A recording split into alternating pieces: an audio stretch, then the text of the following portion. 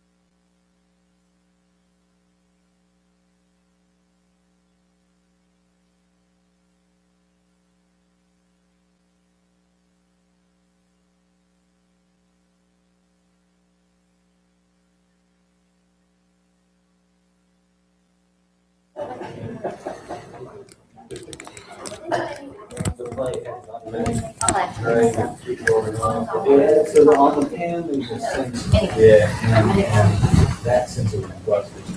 And Japan was going where the countries right to take off the conversation with that. All right, I don't see anybody else coming in.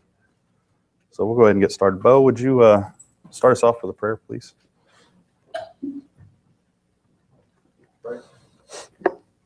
Father, we just we're so grateful for the day you blessed us with, and thank you for bringing us here this morning to study your word, to worship you. We pray to be with those who are able to be with us, or for whatever reason they're either sick or traveling. Bring them back to us. So, be the teacher this hour, and maybe be attentive to your word. Take something from these lessons to apply in our lives and to each other's. Yeah. Thank you so much for your son. In his name we pray.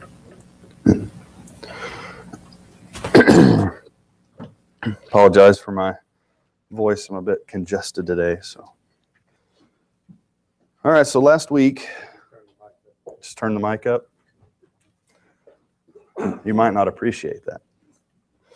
So last week we've been talking about the last couple of weeks, the resurrection of Jesus, and looking at some historical events that prove that he was resurrected, right? Last week we talked about the apostles' testimony. For those of you that weren't here, I recorded it last week, so it's on YouTube. You can go watch it. But we just talked about how the apostles were witnesses of all the things he did, and not only that, of his death and resurrection. And then we've talked in the past about the change in the apostles, how they went from, being divided and not really united and kind of afraid and hiding out to boldly teaching and preaching the gospel. And today we're going to look at someone else. We're going to look at the conversion of Saul. So I think we all probably understand and know that story and how that happened pretty well, how the Bible tells us that happened. But we're going to look at it and see how the man Saul went from what he was doing, which was persecuting the church, going near and far to do so, how he went from that to preaching Christ, and how that proves the resurrection of Jesus. So to do that, we're going to first go to Galatians 1.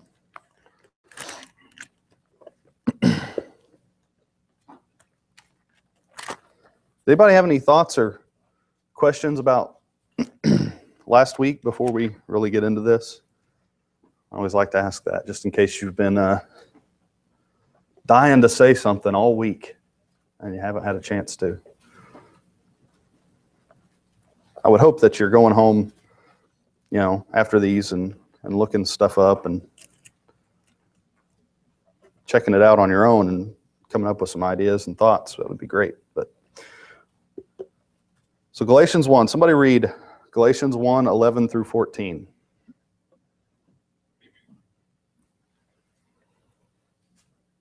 I would have you know, brethren, that the gospel which was preached by me is not according to man. For I neither received it from man, nor was I taught it. I received it through a revelation of Jesus Christ. We have heard of my former manner of life in Judaism, how I used to persecute the church of God beyond measure, tried to destroy it. And I was advancing in Judaism beyond many of my contemporaries among my countrymen, being more extremely zealous of my ancestral tradition. So who's speaking here?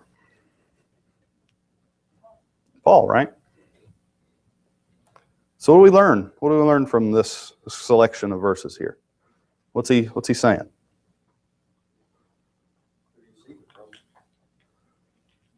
Yeah. Well, what's he say first off? Right out of the bat, what's he say? Well, yeah, but before that. Before. Keep going. The very beginning of those. For I would have you know, right? He wants them to know this. Why? Why is it important? Paul thought it was important for them to know. For us to know, right? He wrote it down. So why is it important? Why is it in there? What do you think? Well, yeah, but There's false teaching, false doctrine that have problems with it. In Galatians, that's why he's writing to them, that they're wanting to mix the two, circumcision and, et cetera. So he's saying that the gospel that you hear by these others is not the gospel that was given by divine revelation. yeah, he didn't receive it from. It's like what Bo was saying. He wants them to know this because he wants them to know that it came from. It's not from man. It's not from himself. It's no one taught him. It came directly from Jesus, right? What else do we learn?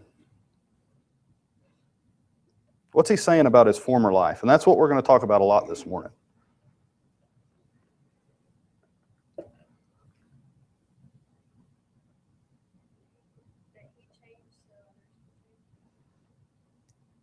But what did he change from? What was he doing? Persecuted the church. What else does he say? He actually tried to destroy the church.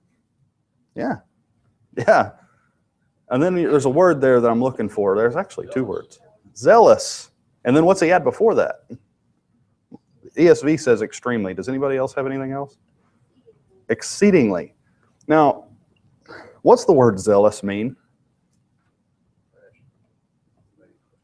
If you say zealous, do you have to say exceedingly or extremely in front of it? Normally? That word in itself means that, right? Now, if you add exceedingly or extremely in front of it, what does that mean? That's just more so, right? It means he put his heart and soul into it, whereas others did not. He said, It was, far I studied, far I learned. he was, and that's what we're going to look at today. We'll get into that after this slide. But yeah, by far, that's good. Exceedingly. What was the other one? Extremely. So we kind of talked about this, his fourfold claim, right, about the gospel that he preached. So we've said that it wasn't, he says it's not after man. It wasn't man-made. He didn't receive it from man. It was not taught from any man, that he received it by divine revelation of Jesus Christ. So what does he point to for proof of that?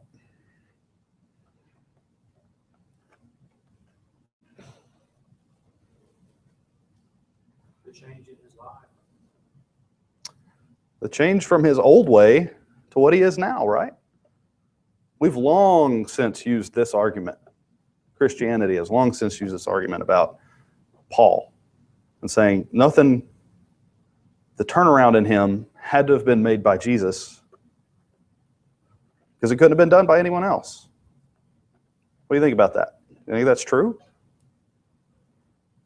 Why do we think that's true? Paul seemed to think it was true. That was the argument he used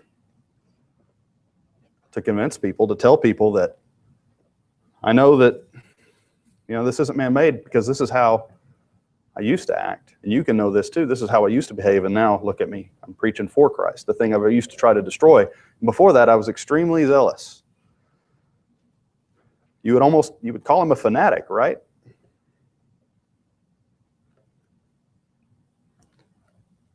What is a fanatic when you think of fanatic? What do you think of when you hear that word? Obsessed. You know what the short form of fanatic is, right? Fan. Sports fan, right? You think of a sports fan. Now, there are some really obsessed sports followers out there. You're not talking about Bo, are you? Now, I didn't want to name names. No, but you think about that, and you think about your favorite sports team, or I like watching sports. Not nearly as zealous as some of those people. You look at some of those people on TV and the get up they wear and how much money and time they put into that stuff. It's ridiculous. They are fanatics. They are the definition of a fan, right?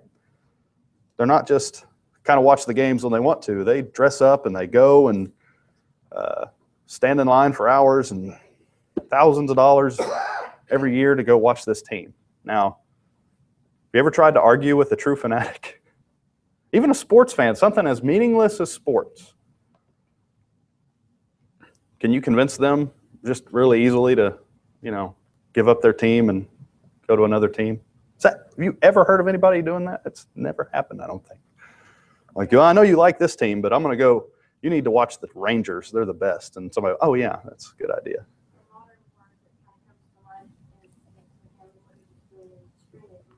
Extremism, yeah.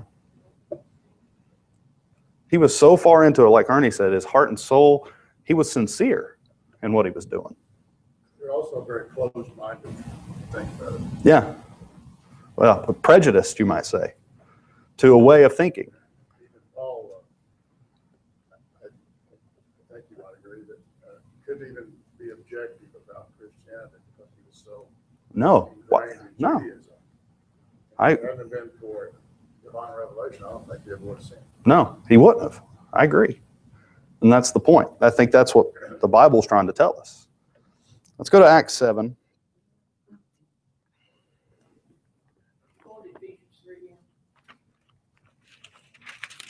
I don't know. Let's get through this and then we'll go there. We'll get there. I'm trying to remember if that was on here or not.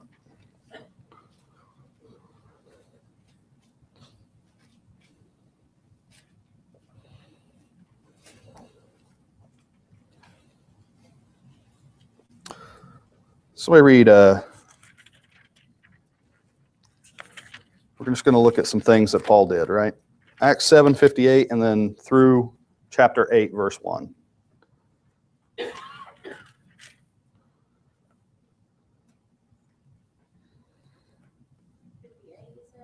Yeah, Acts 7:58 through chapter 8, verse 1. Dragged him out of the city and began to stone him. Meanwhile, the witnesses laid their clothes at the feet of a young man named Saul. While they were stoning him, Stephen prayed, "Lord Jesus, receive my spirit." And he fell on his knees and cried out, "Lord, do not hold this sin against me." When he had said this, he fell asleep, and Saul was there, giving approval to his death. Okay, so this is, of course, the stoning of Stephen. And we see that Saul was there. And not only was he there, just kind of watching from a distance, he was watching over the coats of those that were doing it and approved of it, right?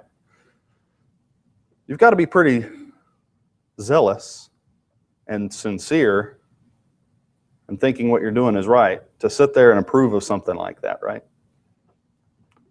Especially when you look at what Stephen said. And did he do anything violent? I mean, what was, he just told him about Christ and he got stoned for it. And Saul said, that was fine. So let's go ahead and read, I'll go ahead and read Acts 8, 1 through 3. And Saul approved of his execution. And there arose on that day a great persecution against the church in Jerusalem, and they were all scattered throughout the regions of Judea and Samaria, except the apostles. Devout men buried Stephen and made great lamentation over him. But Saul was ravaging the church, and entering house after house, he dragged off men and women and committed them to prison. So you see that he approved the stoning of Stephen, and then he went off and started raiding houses and dragging off families, men and women, throwing them into prison for believing in Jesus. That's I think sometimes we can read this stuff on paper, and it's hard to get the emotion behind, for me anyway, that act. Like, you think about someone going from house to house, dragging men and women out of there, and you're taking them to prison. That's a harsh thing to think about. That's pretty rough. You could compare him to kind of what what's going on over now in the Middle East with the, the Muslims and the Sharia Yeah. law and the Christians who are having to go through. Right. I mean, Saul was doing the same thing. Yeah, he was. And with the That's a same good point. fanaticism. Oh, yeah. Yeah. So you think about what it takes to have to charge into someone's house and pull them out of there and take them to jail, take them to prison. That's some fanaticism. And then Acts 9, 1 and 2. But Saul, still breathing threats and murder against the disciples of the Lord, went to the high priest and asked him for letters to the synagogues at Damascus. So if he found any belonging to the way, men or women, he might bring them bound to Jerusalem.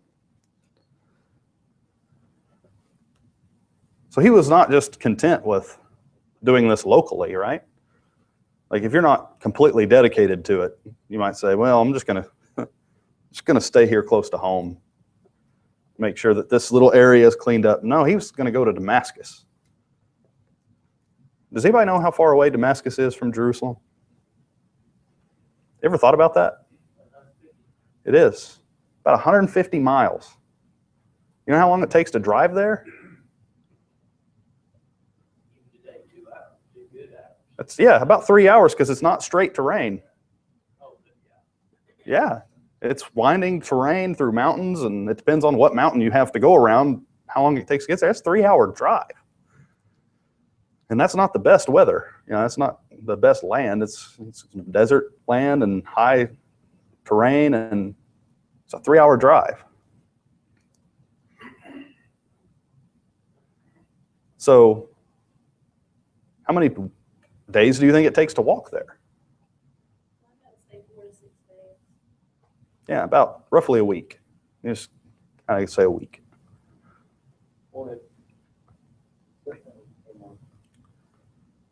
I mean, that's whether they were, I'm sure they had donkeys to carry supplies and things. Probably rode them, but that's a long way to go for this reason. To go hunt down people that aren't really, what are they doing physically to you, right?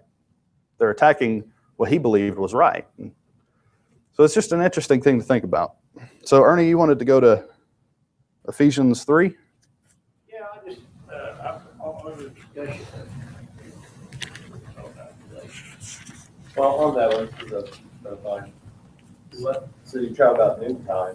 Yeah, and it's the hot part of the day. Yeah, usually people would I know if I was going to travel through that kind of time, I would say, we'll travel in the morning, maybe rest in the afternoon, and then travel it in the evening when it's a little cooler. But so zealous was Saul, that he was pressing on, trying to get there, it appears, as quickly as he could to get his job done, do what he was going there to do. So anyway, go ahead. I'm sorry. That was Ephesians 3. Verse 6. Well, actually, verse 8.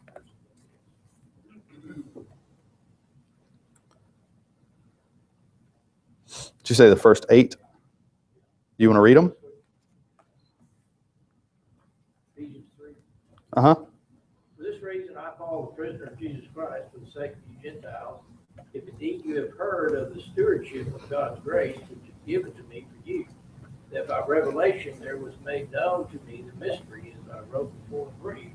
By referring to this, when you read, you can understand my insight into the mystery of Christ, which in other generations were not made known to the sons of men, as it has now been revealed to the holy apostles and prophets of the Spirit. And to be specific, that the Gentiles are fellow heirs, and fellow members of the body, and fellow partakers of the promise in Jesus Christ is the gospel, of which I was made a minister according to the gift of God's grace, which was given to me according to the working of his power. To me, the very least of all saints, this grace was given to preach to the Gentiles the unfathomable riches of Christ. It's just that Paul, again, writing to another church, is signifying that I got this by revelation. Right. And before it was made known in this time, Mm-hmm. they didn't know it.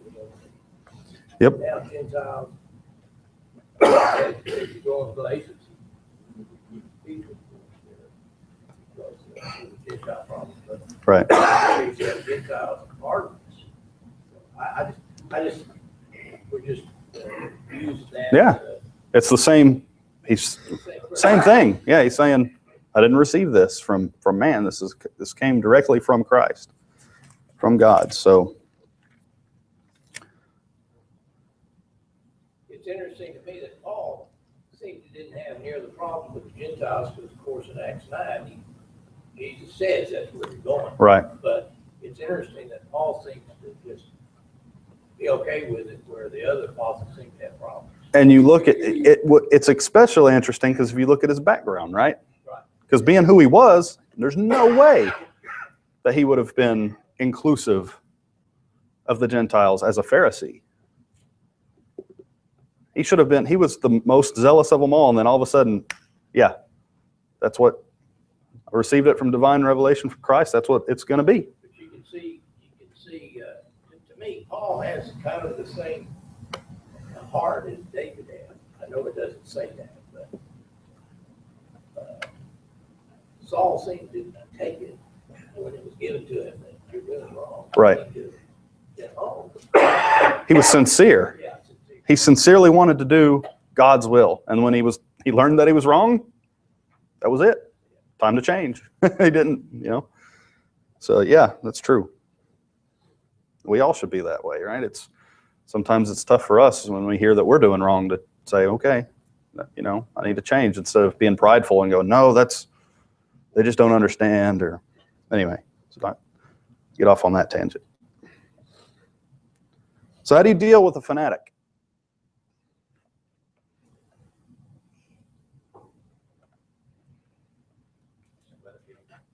Uh-huh. Avoid them. Let them be. You avoid them.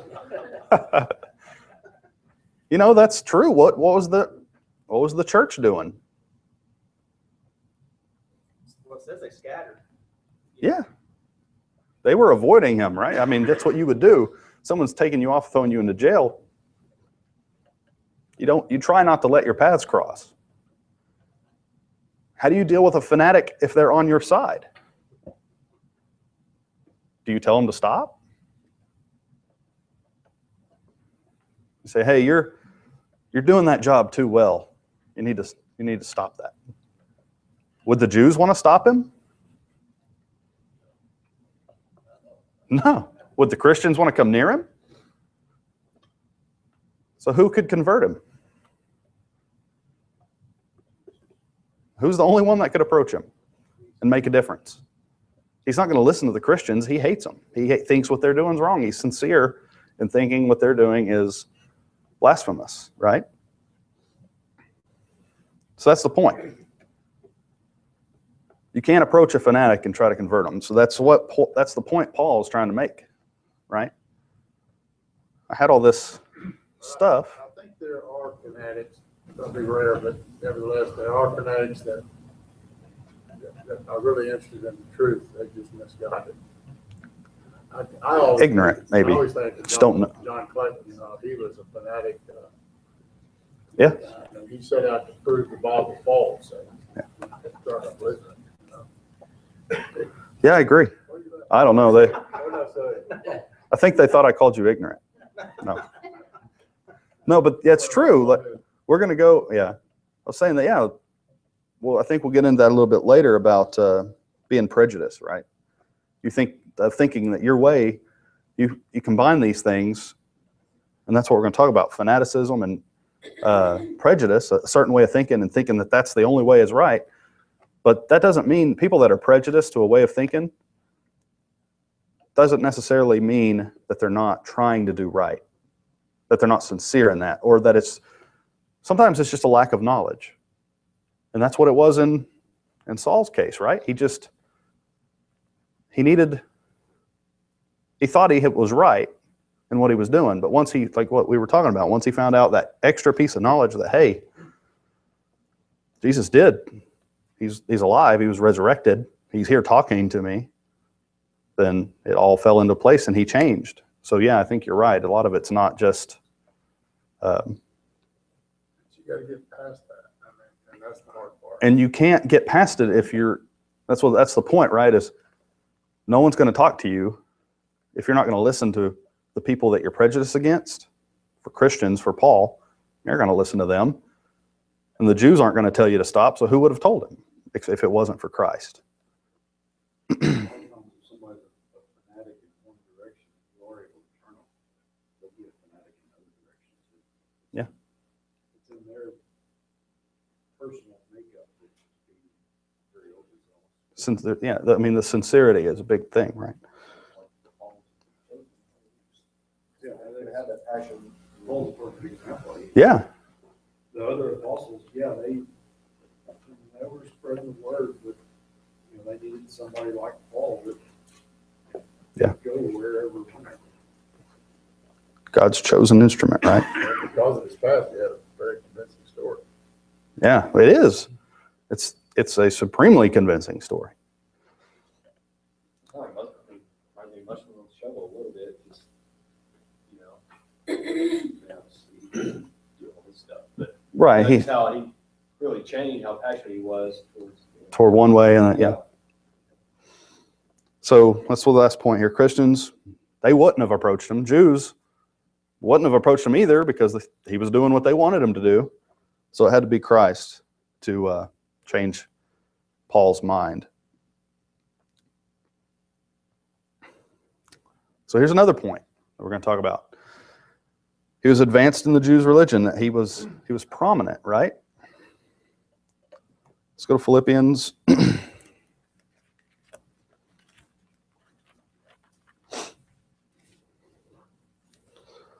3 verse 5 says, circumcised on the 8th day of the people of Israel, of the tribe of Benjamin, a Hebrew of Hebrews. As to the law, a Pharisee.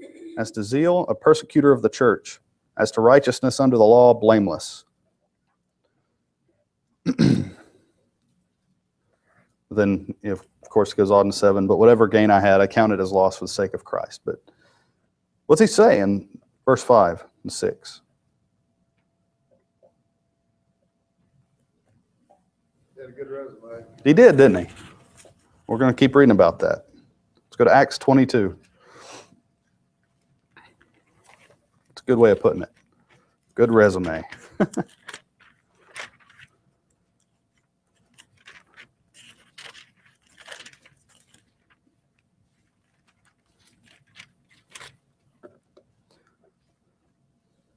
Verse 3 of 22 says, I am a Jew born in Tarsus in Cilicia, but brought up in this city, educated at the feet of Gamaliel, according to the strict manner of the law of our fathers, being zealous for God, as all of you are this day. I persecuted this way to the death, binding and delivering to prison both men and women. So, what's he say there?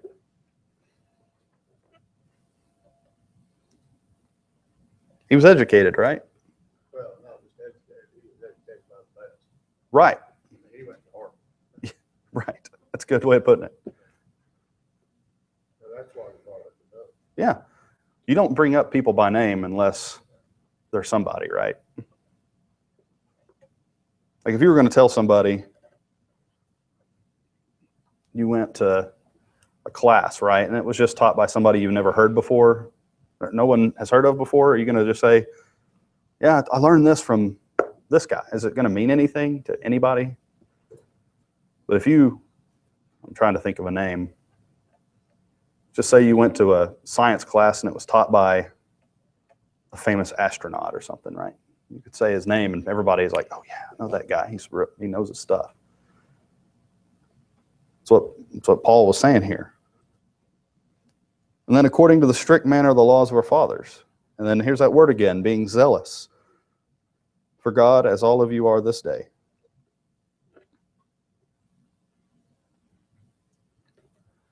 So let's go to Acts 9. We've already read 1 and 2. Acts, well, I think we have.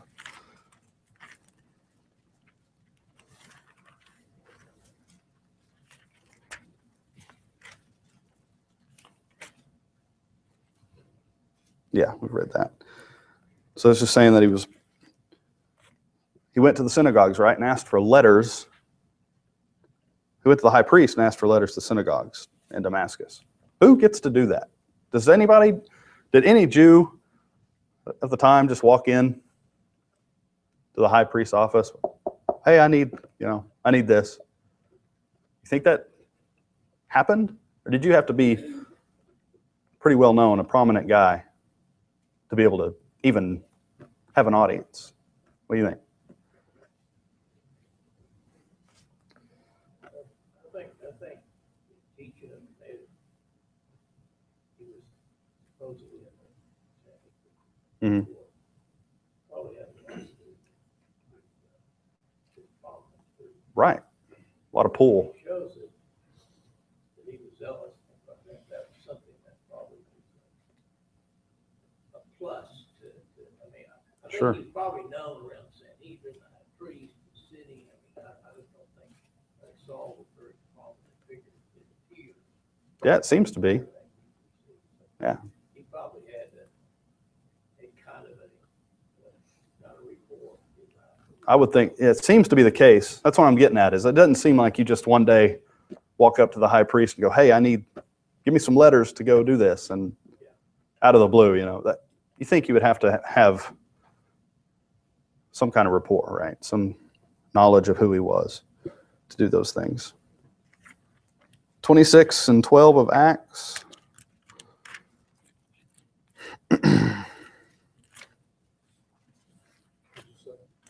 Chapter 26, verse 12. In this connection, I journeyed to Damascus with the authority and commission of the chief priests. And then this was what Bo was saying. At midday, O king, I saw on the way a light from heaven. So he was traveling at midday. So I just want to get at. So he journeyed to Damascus with the authority and commission of the chief priests. Seems like a big deal, right? Now, what do you think about this? How many people do you think Paul or Saul took with him on this little journey?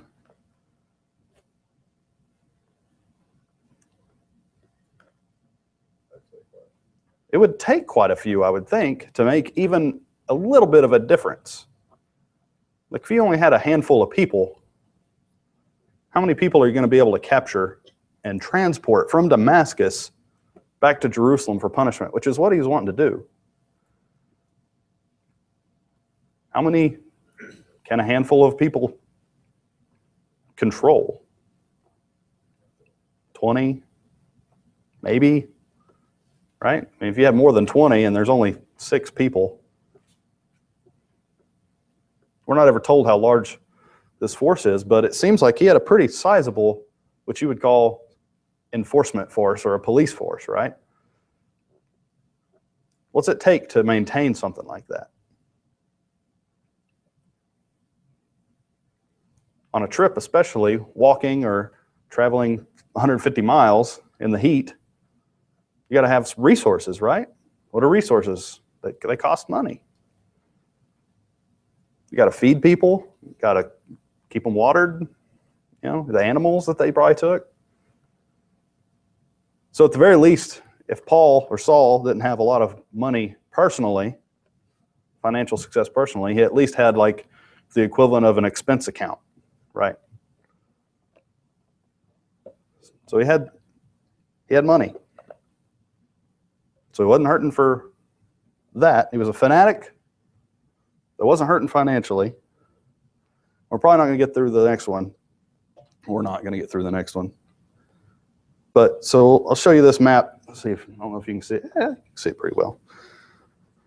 So you got Jerusalem there at the bottom of the screen.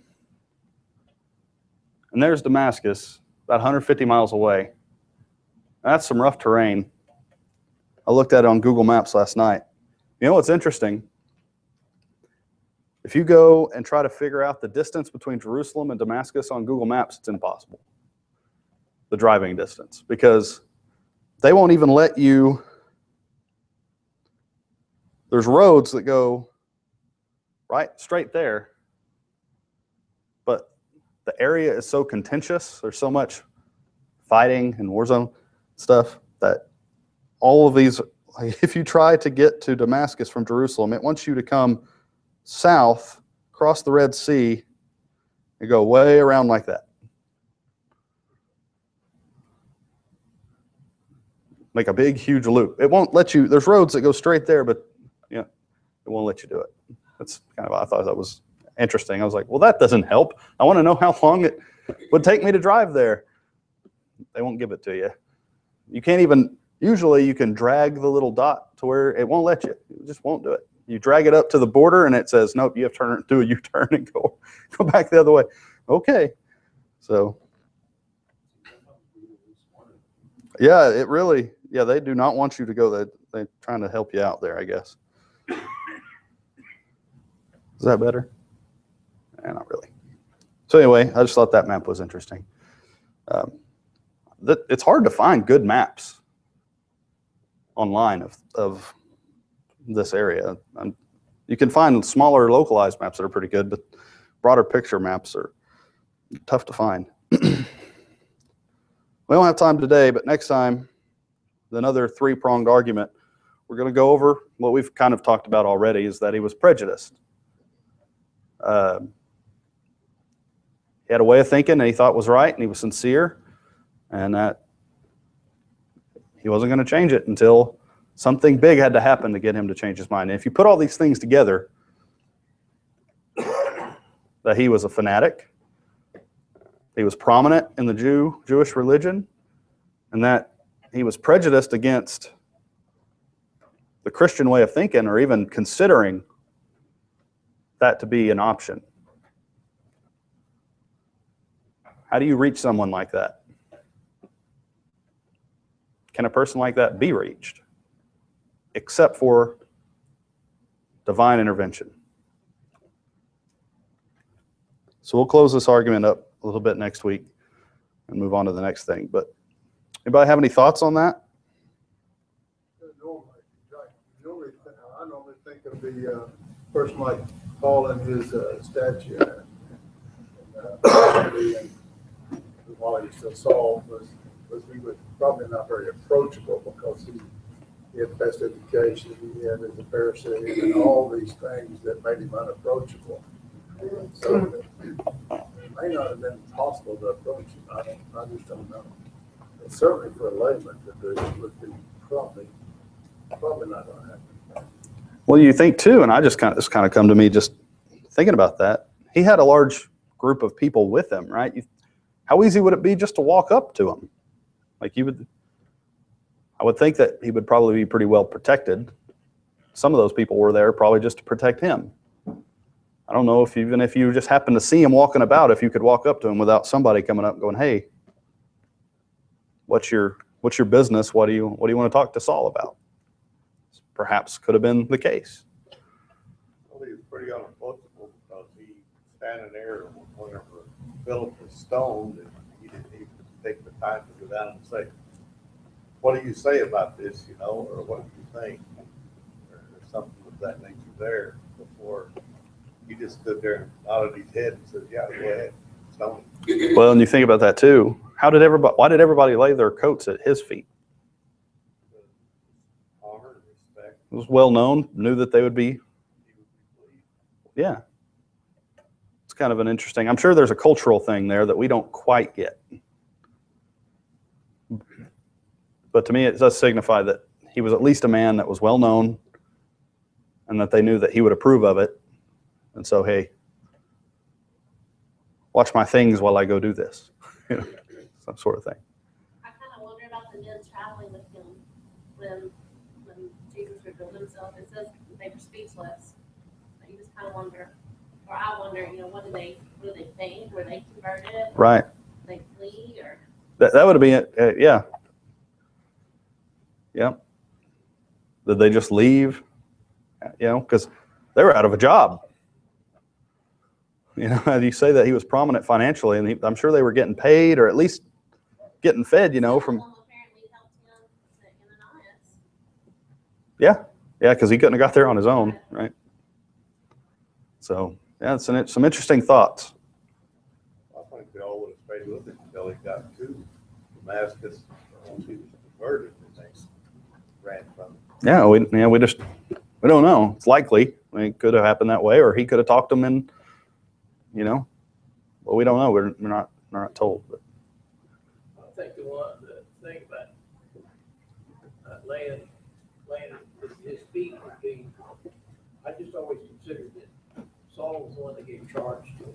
Yeah. So they brought the proofs to him.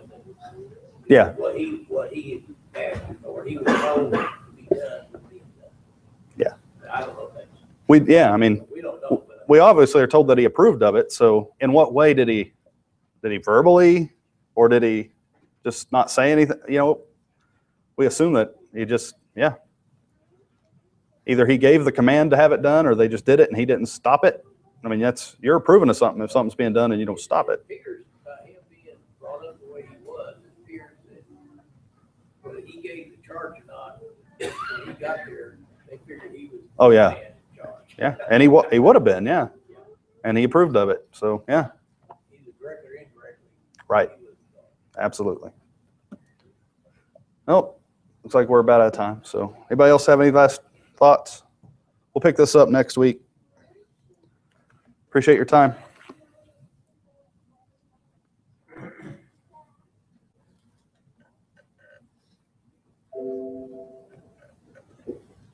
Boom.